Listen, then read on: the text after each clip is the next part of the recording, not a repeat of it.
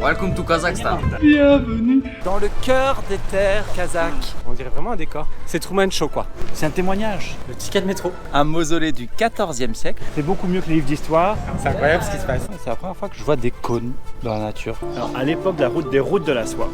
Waouh!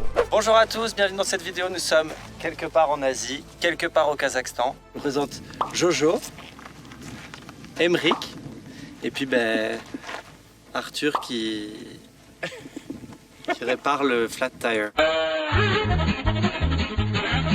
C'est parti, on vous emmène avec nous pour 2 semaines au Kazakhstan.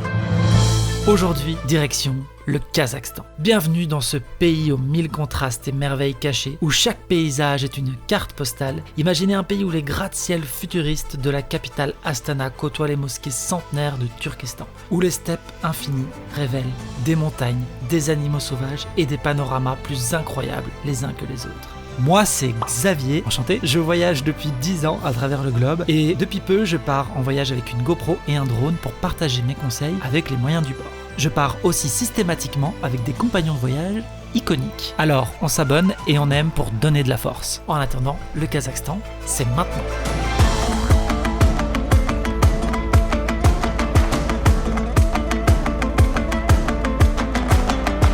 C'est incroyable. C'est époustouflant.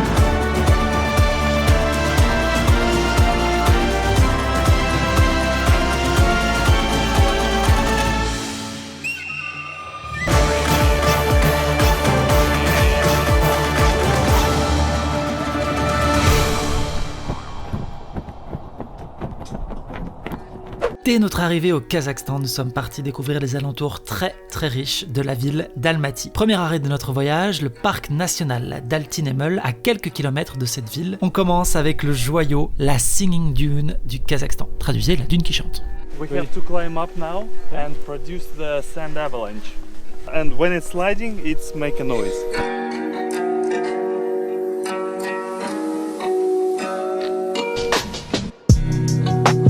Pour entendre la dune qui chante, il faut monter tout en haut et ça se mérite. Hein. Un petit peu le vertige en vrai. En vrai, c'est un peu haut. Hein. Ouais, c'est haut. We made it! Wouhou! C'est incroyable.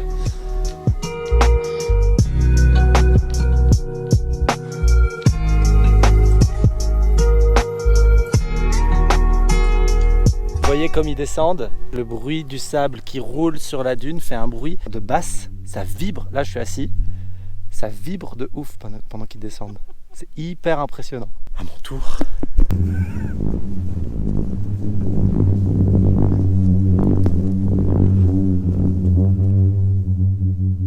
Très impressionnant la Singing Dune, et elle chante vraiment, nous pouvons témoigner.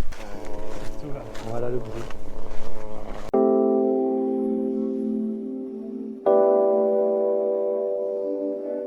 Jour 2 dans le parc national Altyn-Emel. Nous sommes à Aktao Mountains. Nous sommes entourés de montagnes rocheuses faites de divers minéraux. Les trucs blancs là, c'est du sel. Parce qu'avant ici c'était un océan. Le jaune c'est du gypse, le rouge c'est du basalte. Et ce qui est blanc c'est plutôt calcaire. C'est du sel.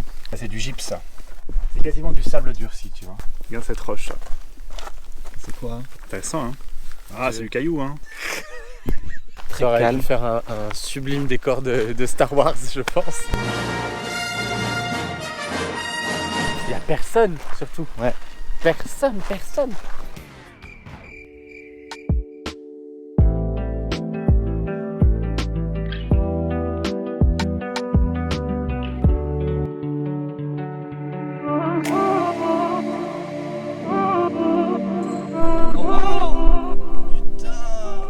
Ça époustouflant, j'ai un peu le vertige, j'ai un peu les jambes qui tremblent, mais non, cette immensité, on s'attendait pas à ça en fait, on s'attendait à faire une petite pause pépi. Tiger Mountains, une petite pause qui paraissait être rien du tout, s'est avéré être un des plus beaux spots vus jusqu'ici.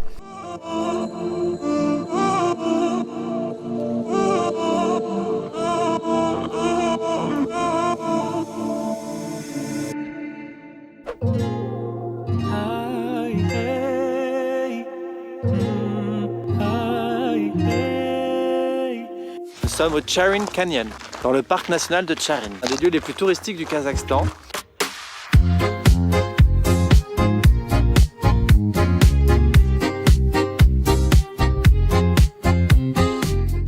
rapprochez du bord, vous vous rendez compte à quel point 300 mètres c'est très profond. Et elles sont aussi très très longues, 150 mètres de long, c'est quand même pas mal pour un canyon.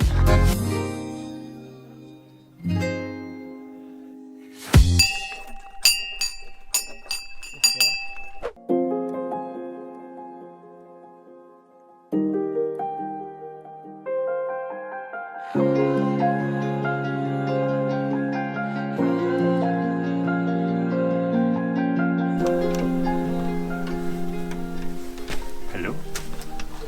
Tu dors déjà?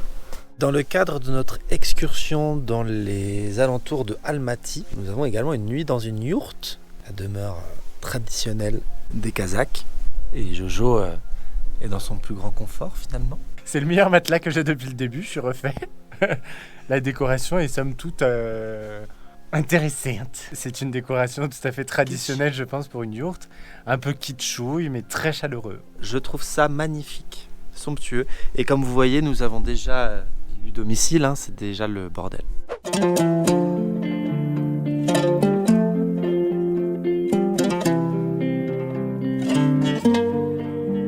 Le seul cheval qui a marché sur sa corde, qui s'est arrêté pour bouffer, etc., c'était le cheval de Xavier, finalement. Kolsailek National Park, c'est le jour 3 de notre petite excursion pas loin d'Almaty. Et on commence fort avec une balade à cheval qui nous permet d'avoir un petit point de vue privilégié sur le lac, puisque c'est un lieu très touristique. Du coup, là, on est solo du ghetto, c'est sympa.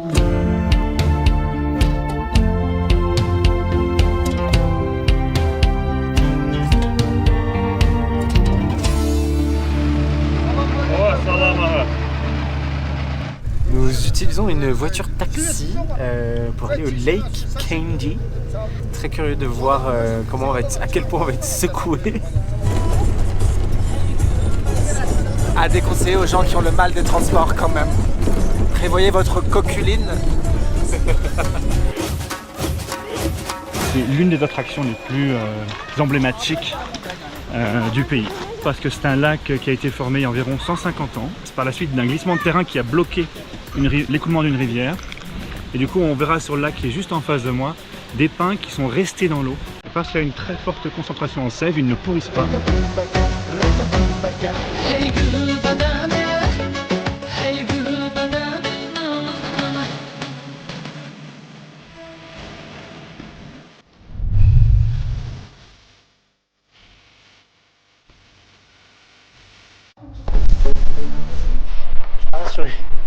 Krasny Canyon.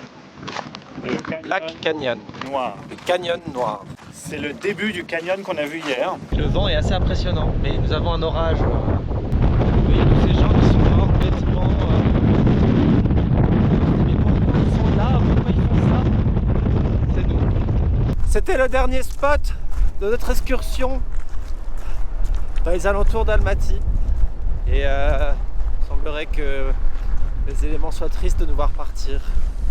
Après en avoir pris plein les yeux dans pas moins de 3 parcs nationaux autour de la ville, il est temps de la découvrir cette ville, direction Almaty, dans le sud-est du pays. Nous continuons notre voyage dans Almaty, la plus grande ville du pays, mais qui n'en est plus la capitale depuis 1997. Beaucoup de choses à voir ici, des églises, des parcs, une ville en damier, une ville très très verte avec beaucoup d'arbres et beaucoup de choses à voir, donc c'est parti.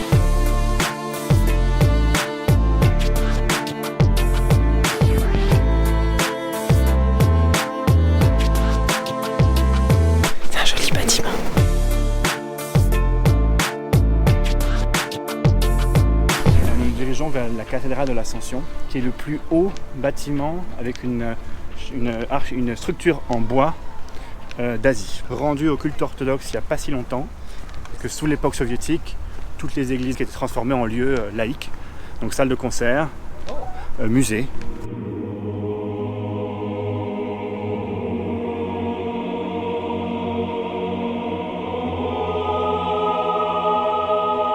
À Almaty, vous pouvez aussi monter tout en haut à Jimulak Resort, qui est un resort de ski. Parce que oui, vous pouvez skier au Kazakhstan l'hiver. Nous sommes un dimanche, il y a énormément de monde. Ça paraît sans fin et il fait très 50 degrés dans cette boîte de conserve de merde.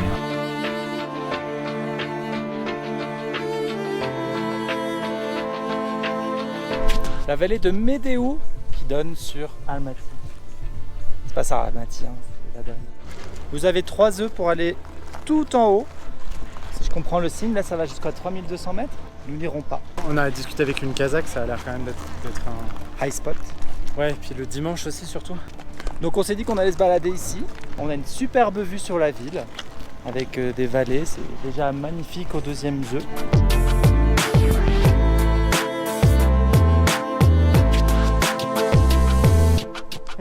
Et pour redescendre, nous avons décidé de prendre le télésiège, because why not?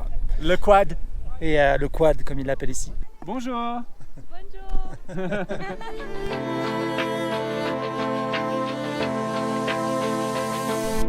On en prend plein les mirettes et plein les poumons.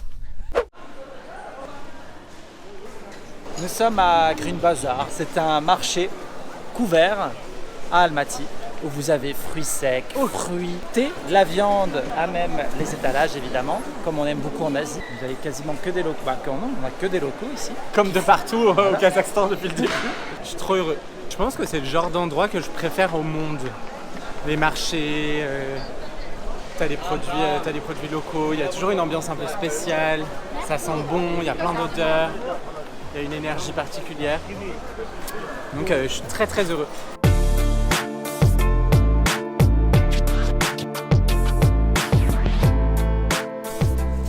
Le ticket de métro. J'ai l'impression qu'on va jouer à puissance 4. On n'a pas de reçu du coup. À Almaty, vous avez également le métro, mais pas très très grand, mais tout de même pratique. Careful of the closing doors. Bon bah c'est un métro, ça sent bon, c'est propre. Alors Almaty, la ville qui s'y trouvait, qui s'appelait Vierny, a été fondée en 1854 et c'est en 1921 que la ville est devenue la capitale de la République soviétique du Kazakhstan, qui s'appelait à l'époque Alma-Ata. Jusqu'à 1993, c'est la République qui a été la plus lente à faire son indépendance. Et quand l'indépendance a été proclamée, c'est devenu la capitale du pays pendant 5 ans. Et en 1997, le président Nursultan Nazarbayev a décidé de transférer la capitale à Astana au nord. Et le prochain spot justement c'est Astana et nous partons en train. C'est parti, on vous emmène avec nous là-bas aussi? Et oui, quoi de mieux que le train pour voyager à travers l'Asie centrale? C'est par ailleurs le transport privilégié par les Kazakhs et c'est un véritable lieu où se tissent les liens sociaux. Nous en avons fait l'expérience. Comptez 15 heures de trajet et une quarantaine d'euros pour rejoindre Astana depuis Almaty. Et voilà, nous sommes à la gare Almaty 2. C'est parti pour 15 heures de train. On s'apprête à la voiture 13 en espérant que ça nous porte chance. Ah, ben elle est fermée. Dobry dzień, dobre pożarowe. Jak dila? Écoutez, nous avons tout le confort dans ce train. C'est parti. Dobry wieczór. Dobry wieczór. Après-demain. Ouais. Par là. Donc, par exemple, j'ai mes 10 cartes dans les mains. Welcome to Kazakhstan. Elle veut une interview. C'est incroyable ce qui se passe. Spokojnej nocy.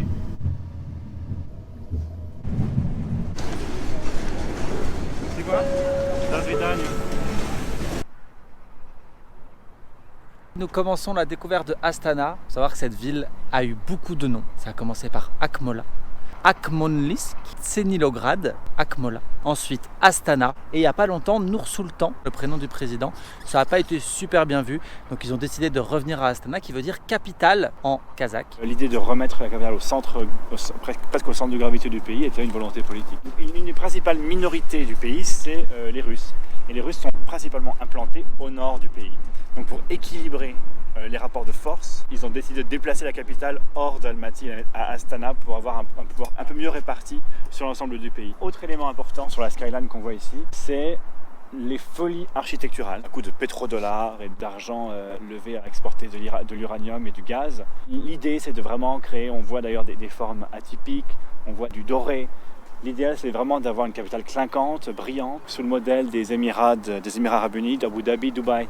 Ça a l'air d'être un super bâtiment.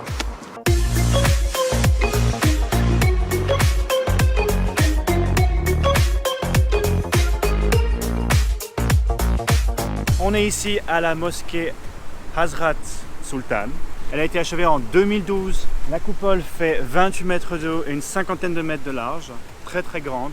Et les 4 minarets font 77 mètres, très très grand. Давай.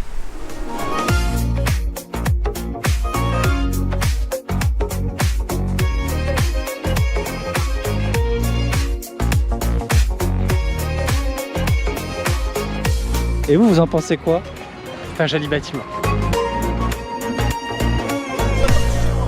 C'est un joli bâtiment. Dans la continuité des bâtiments atypiques, vous avez Beit Erek, une tour de 105 mètres. Et là, vous avez une vue à 360 sur Astana. C'est assez impressionnant de voir l'étendue de la ville. Et vous avez l'opportunité aussi, mais il y a une très grande file, parce que c'est un des lieux les plus touristiques de la ville, l'opportunité de mettre votre main dans la main du président, dans un bloc de 2 kg d'or massif.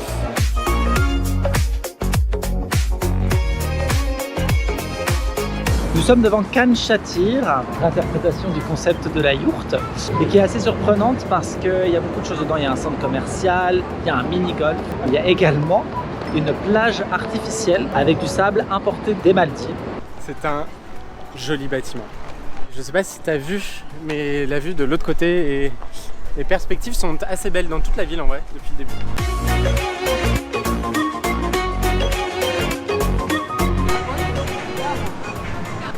Là, tu sens que tu n'es quand même pas dans un centre commercial français. Il y a des manèges. Oh waouh! Ah putain, mais c'est incroyable ça, moi je veux faire ça.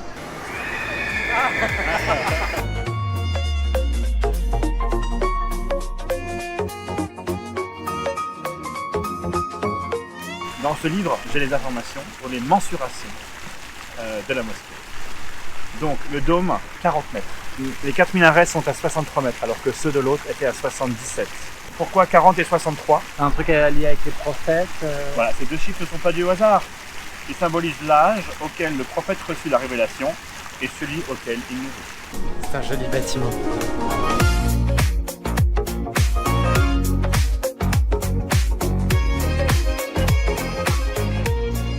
À Astana, vous pouvez aussi découvrir Nour Alem, qui a été construite pour L'exposition universelle de 2017. 2017, une exposition universelle sur les énergies renouvelables. C'est censé représenter la dernière goutte de pétrole avant l'utilisation d'énergies renouvelables pour le reste de l'humanité. C'est un musée aujourd'hui sur les différentes énergies. Chaque étage est dédié à une énergie. L'énergie de l'espace, du vent, de l'eau. Tout dernier étage, vous avez ce que devrait être le Astana du futur, puisque d'ici 2050, ils aimeraient que la ville n'utilise que des énergies renouvelables à 50% seulement. On en pense quoi? C'est un joli bâtiment.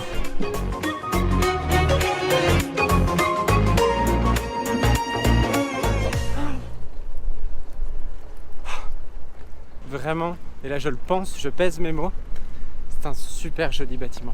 Non, on dirait qu'elle est fausse, en vrai, on dirait vraiment un décor. C'est Truman Show quoi, tu vois, on est dans un dôme et c'est le décor du dôme. Nous avons été surpris par une arrivée triomphante avec une fontaine qui s'est lancée. Donc venez à l'heure pile, puisqu'il est 19h pile.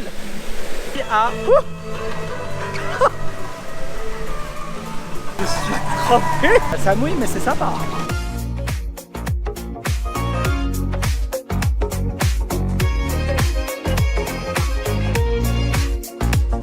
La grande mosquée d'Astana. Et elle est très grande puisqu'elle peut accueillir jusqu'à 250 000 fidèles.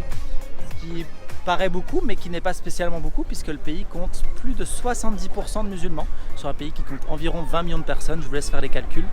Donc il fallait bien ça.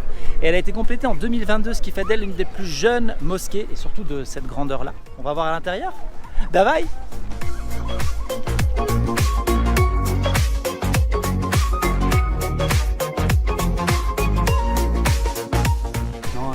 Immense. Hein. C'est ultra impressionnant. Très impressionnant. C'est un bâtiment sublime. Un joli bâtiment. C'est le restaurant, c'est un truc à chicha. Nous terminons notre petite journée à Astana. On s'est principalement déplacé en Yandex, c'est le Uber d'ici, qui trajet à 3 € environ pour une quinzaine de minutes à chaque fois. Donc, le seul inconvénient des taxis, c'est qu'il y a rarement des ceintures. Mais vous découvrez des musiques un peu locales, comme celle-ci.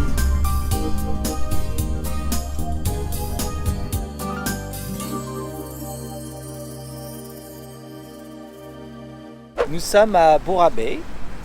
C'est à 2-3 heures de route de Astana. Il y a des lacs, des petites montagnes, des petites randonnées, des balades dans la forêt. Et bien entendu, il fait assez beau. Nous sommes en été, nous sommes en juillet. Donc, deux effets liés à juillet et à l'été. Premièrement, le soleil tape, donc on se met de la crème.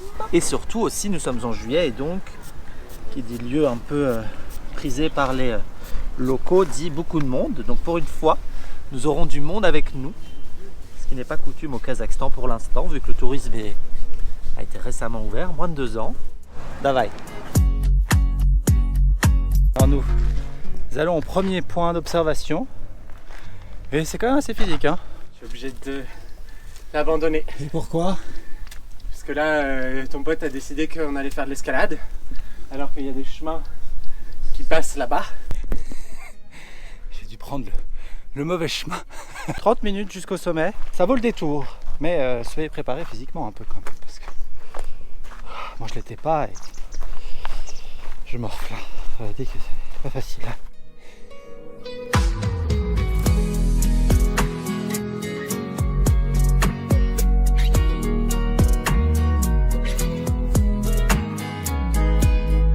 C'est assez surprenant et c'est la première fois que je vois des cônes dans la nature. C'est vraiment très beau. Autre petite balade, une fois redescendu de notre rocher, nous longeons le lac. Beaucoup de petits pédalos, de petits bateaux, de petites barques que vous pouvez prendre, c'est très sympa. Nous montons une montagne pour avoir un joli point de vue sur le lac Borovoy.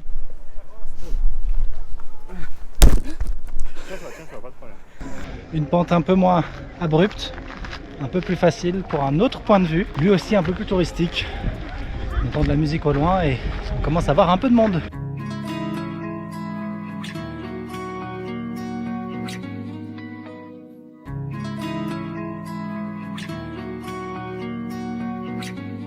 Et voici le lac Borovoye vu de l'autre côté. On voit le petit cône qu'on a vu tout à l'heure et nous étions tout là-haut. D'un côté on a la forêt, de l'autre côté on a les steppes là-bas. C'est vraiment trop beau.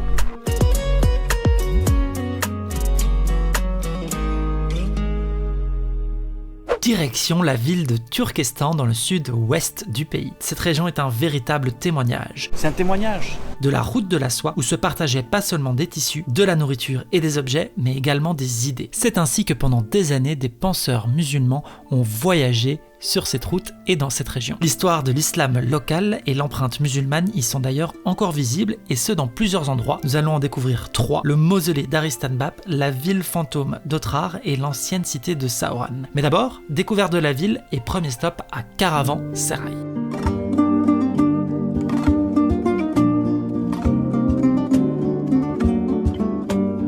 Nous sommes à Caravansérail, un lieu qui rappelle en tout cas les vieux marchés de l'époque. De l'époque timouride.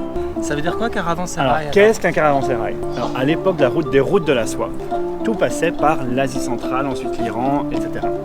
Un caravansérail, c'était des points dans plusieurs grandes villes où les caravanes se retrouvent et font escale et on échange des marchandises. On n'échange pas que des marchandises. C'est carrément un marché.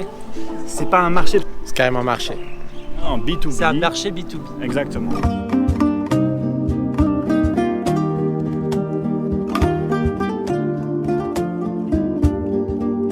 Jojo et moi trouvons ça un peu Disneyland, un peu fake. C'est un témoignage. C'est beaucoup mieux que les livres d'histoire. Là, on voit en réel comment les choses pouvaient exister. Alors évidemment, on les voit à la sauce du 21e siècle, mais c'est quand même intéressant. Je suis à ça de dire que c'est un joli bâtiment, mais ça manque un peu d'authenticité. On est sur la place de Caravansérail avec un magnifique lac artificiel où parfois il y a des spectacles de jeux et lumière. C'est Disney.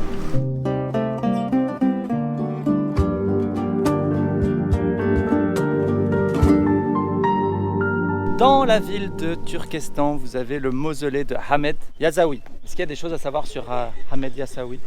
Ahmed Yazaoui, donc c'est un philosophe et homme religieux du XIIe siècle. Enfin, il est né à la fin du XIe. C'est le père de la branche turque du soufisme. C'était une référence, hein, vraiment quelqu'un de très important dans l'islam.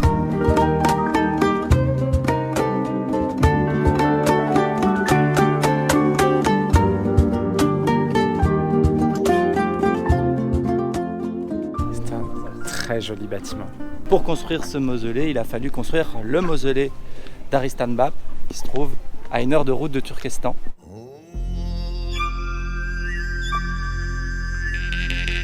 À 1 heure de route de Turkestan, vous avez Aristanbap Mausoleum, un mausolée du XIVe siècle.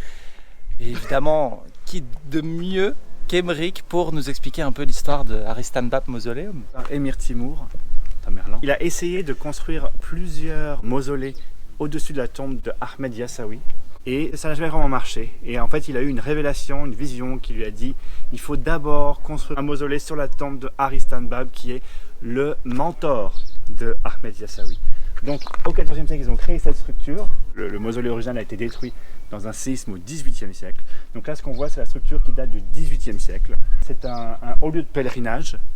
Et on retrouve ici un puits d'eau salée qui aurait des propriétés médicinales. Avant et après être entrés dans le mausolée, les fidèles remplissent ce seau dans ce puits d'eau bénite. On a le seau. Table le visage.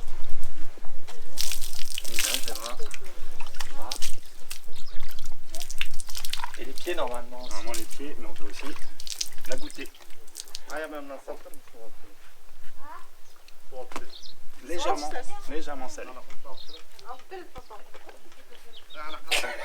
Nous avons fait nos ablutions, nous sommes tout propres et nous pouvons visiter ce mausolée. Je viens d'enlever mes chaussures pour pouvoir rentrer dans le mausolée. Le tombeau de Aristanbap, c'est une tombe traditionnelle islamique, très peu de faste. Et là, on va sans doute retrouver d'autres tombes de sa famille, de ses disciples. Là, on voit Kargabab, là, c'est Lashinbab.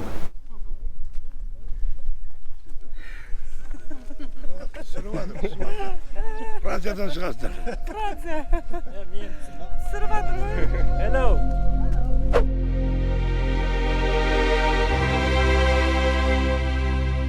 Non loin de Aristanbap Mausoleum, vous avez Ortrar, une cité médiévale dont les premières traces remontent quand même au 1er siècle. Bienvenue dans la cité d'Ortrar, cité médiévale kazakh à l'histoire rocambolesque. C'est parti.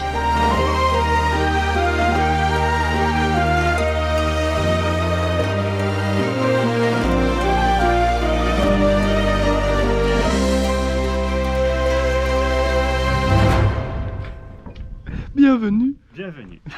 Nous avons officiellement passé la porte d'Ortrar. Ortrar est une ville qui a vraiment décollé pendant les routes de la soie. Ici régnait un roi, Inalchuk. Au XIIIe siècle, un certain Gengis Khan, Fondateur de l'Empire mongol. arrive par l'est. Il se rend compte que la ville d'Ortrar est quand même assez bien défendue, assez solide, donc il va pas y aller frontalement. Donc il envoie une caravane de 450 personnes avec des richesses, de l'or, de l'argent, des fourrures, pour s'attirer un peu les faveurs de ce roi et les mettre de son côté. À son arrivée, la caravane est décimée, anéantie. Donc c'est Inalchuk qui est tenu comme responsable. Gengis Khan envoie des troupes à Ortrar et commence le siège d'Ortrar. Donc la ville a été assiégée et ce bon vieux roi Inalchuk a été capturé et exécuté. On lui aurait fondu de l'argent dans les orifices. Donc oreilles, bouche, nez, etc. Game of Thrones. Et après, petit à petit, la ville d'Ortrar est partie tomber en décrépitude, progressivement jusqu'à peu près au 19e, il n'y a plus grand chose, parce que Turkestan a émergé, et d'autres villes ont émergé. Entrez. C'était pas très ergonomique à l'époque. Derrière nous, la mosquée du village, 14e siècle, une mosquée qui apparemment n'a jamais été terminée. Mais là, elle n'est pas près d'être terminée non plus. Ça aurait pu être un joli bâtiment. Ce tombeau sera votre tombeau. C'est incroyable. Qu'est-ce Il y a des centaines d'années, ici, c'était une ville vibrante, avec des commerçants, avec du bruit, avec la vie. Et puis là, on se retrouve, il ne reste plus rien. Il n'y a que l'histoire qui nous reste. On dirait un décor de cinéma. Et voilà, nous avons terminé notre visite. C'est ici que s'achève notre séjour à Ortrar. Et nous vous donnons rendez-vous la semaine prochaine pour un nouveau secret d'histoire. Prochaine destination? Sauron.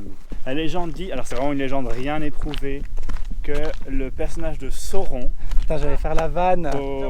aurait été inspiré de cette ancienne cité de Sauron, mais c'est vraiment c'est N'importe quoi. une interprétation.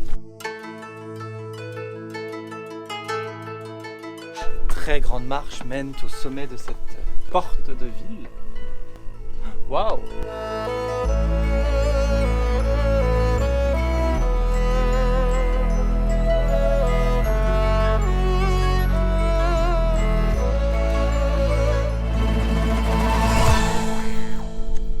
Merci. La vieille ville de Sauron. Les premiers écrits remontent au Xe siècle et on y décrivait justement une cité très vaste et très animée. D'avoir comme ça sur le haut de la porte d'entrée de la ville, on voit vraiment l'étendue. Et c'est gratuit, donc on ne s'y ruine pas. Notre coup de cœur, les environs d'Almaty. Il était donc tout à fait logique d'y retourner pour peut-être un des plus beaux paysages du voyage. Mais d'abord, On s'apprête à sauter en parapente. C'est impressionnant. Тянете вдвоем. Pulling together front. Один остановится. If one is stopped, everybody will twist. Стоп, так.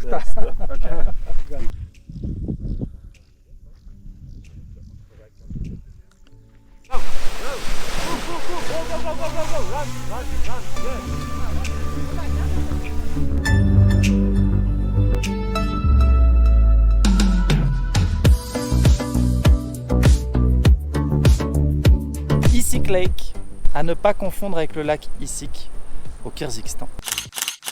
Ce lac était beaucoup plus grand, mais dans les années 60, il a été quasiment divisé par deux en taille, à la suite d'un éboulement de terrain et d'une grosse partie du glacier qui est tombé dans l'eau et qui a tout fracturé, et qui a fait une grosse vague qui a englouti une partie de la ville, beaucoup de morts. Et à l'époque de l'Union soviétique, c'était un lieu de repos pour les habitants de la ville. C'était très très animé, c'est un peu plus calme aujourd'hui, mais il y a quand même des gens là-bas. Normalement, le lac est beaucoup plus bleu. Il est un peu vert à cause des pluies des derniers jours. C'est très joli quand même. C'est vraiment magnifique.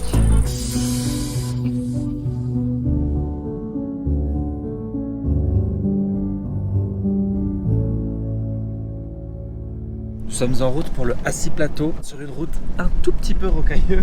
Bumpy road. On espère juste ne pas crever et puis crever dans les deux sens. Le pneu et la vie. A tout de suite.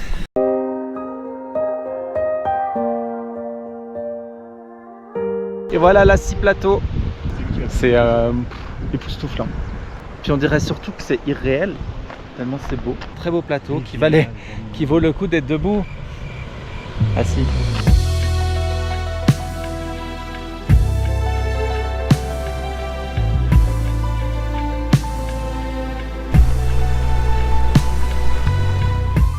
Bienvenue à l'Hassi Plateau, dans le cœur des terres kazakhes.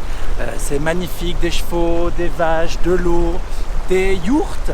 On n'est pas loin de la frontière kirghize et c'est assez ouf parce qu'on a passé une route très bumpy et là on se retrouve sur une plaine toute plate. On a presque l'impression d'être en Belgique finalement tellement c'est plat. C'est un peu la carte postale du Kazakhstan.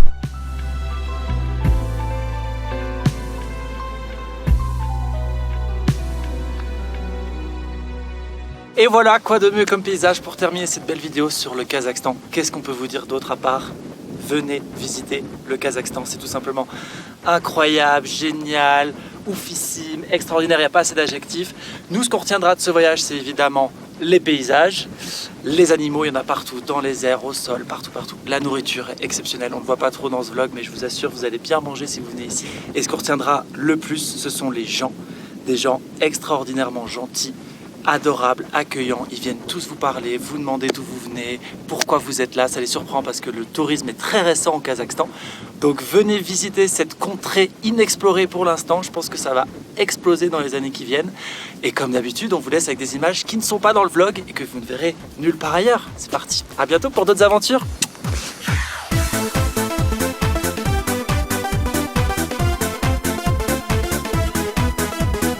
Ça va? Tout le monde va bien? Moi ça va pas. Je pourrais pas mettre ça dans le vlog. Écoutez, moi je fais tout ça pour être filmé. Je donne pas cher de ce plan, mais... Qu'est-ce que j'en pense? Je ne sais pas, Xavier. Il est là que pour le drone. Almaty est sans nul doute là. Alors, on va recommencer parce que Xavier a la fâcheuse tendance, quand on lui pose une question, à se décrotter le nez. J'avais un énorme truc dans les dents quand j'ai fait toute la vidéo d'avant, donc on regardera. J'espère que j'ai rien dans les dents. Hein. Et vous me prévenez pas. Alors déjà t'as une crotte de nez. J'ai pas vu, pauvre les cieux, ma belle. Qui faisait comme ça? Tu vas voir un truc incroyable. Assez habile. Qu'est-ce que je filme là au juste? Il nous manque d'un pote quand même qui ait fait un peu le Eagle M6, un Mac Lesguy ou un Jamy. Oui, enfin c'est un imposteur, vous voyez bien. Si, je pense que ça fera le cut, c'est intéressant. Ah non, mais on était un peu revenu sur le temps de parole et d'avoir des choses communes. Je suis en train de parler en fait. Je rigole. Tu nous expliques? Ouais, je vais vous expliquer tout ça. Ça a été construit pour l'exposition universelle. Oh, ça me donne envie d'aller en Égypte. Il n'y a rien qui ressemble à ça en Égypte, hein, sachez-le. Ça C'est pas possible d'être such a buzz killer. Très beau, on a l'impression d'être en Asie. Enfin, on est en Asie. On a l'impression d'être en Asie du Sud-Est. T'essayes de me faire peur devant la caméra. Ah bah bravo! L'appareil photo il est foutu! C'est plus agréable. Oh waouh! Qu'elle peut. C'est quoi le mot déjà? T'as zéro info. Sur mon livre, il faut que je le sorte. T'as pas d'info? On a trouvé un monument qui laisse Emmerich sans voix. Tu peux enlever ça. C'est tout.